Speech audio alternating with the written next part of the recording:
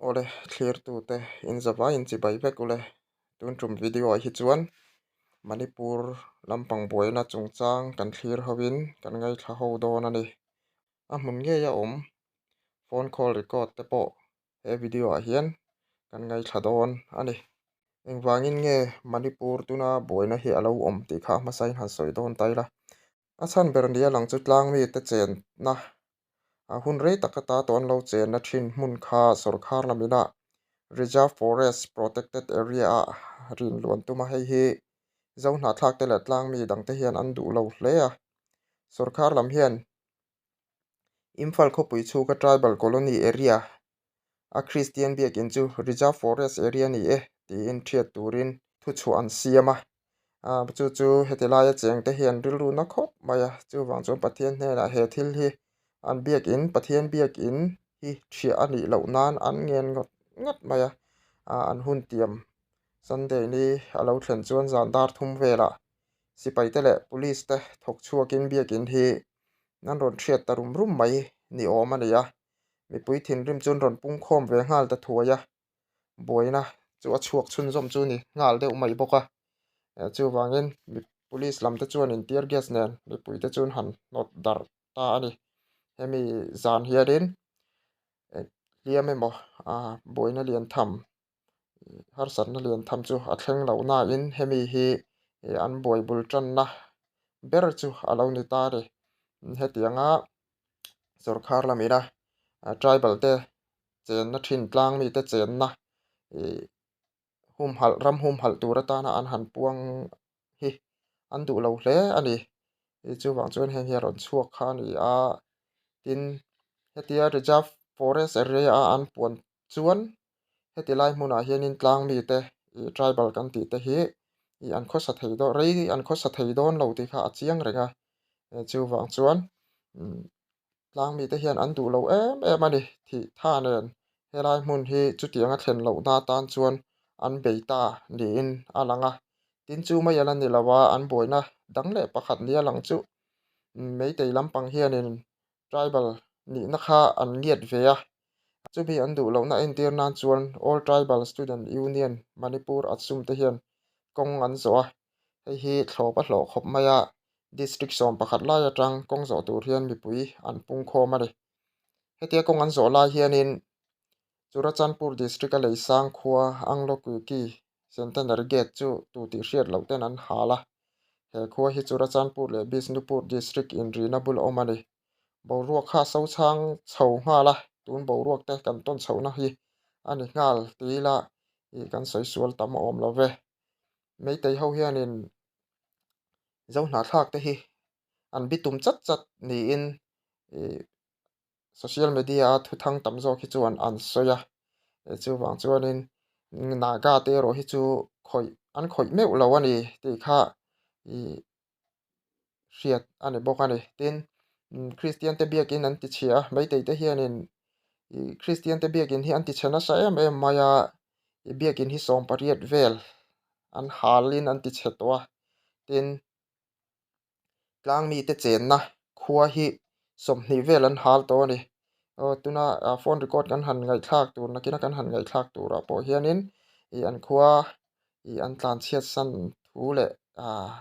khabar takan om dan te kan langai thla dawn a an khua in an hal to thu te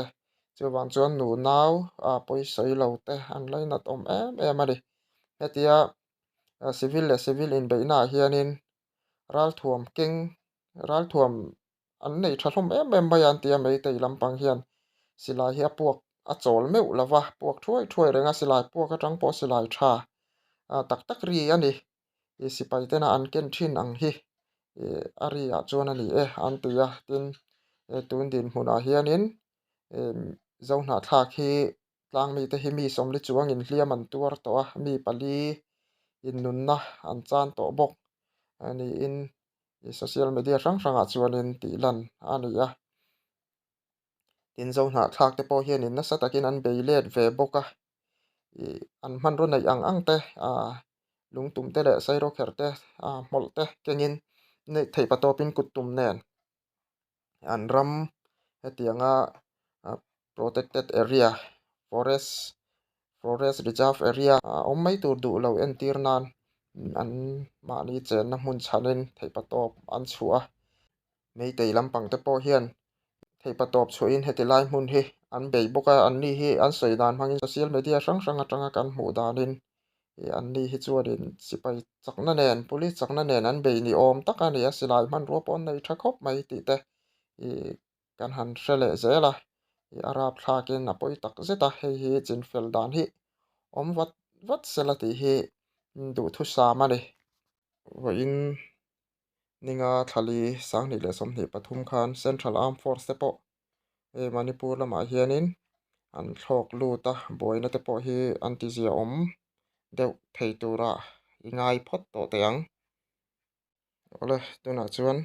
kutilai boina muna om bek te nena in biang biak na record I han ngai thate ang tikhan ka se thei hey trong hi ka thiam bak lo mo ma set lemin report karon pe do mo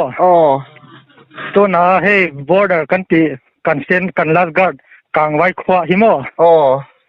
mei te ho commando le police force ho an ron lu da to na nunga aram bai tengol in te ho silai nen an ron lu da mo an ni chuan commando ho interrogation man la an nunga aram bai te ho in wa te bon hala mo om dan tak chu an ni hi state government nen an kang don tin ani chu kon he ke ni lam hi hey UG ho nen kan kang mo ma se kan kang vai khwa hi chu kan chan thei to lo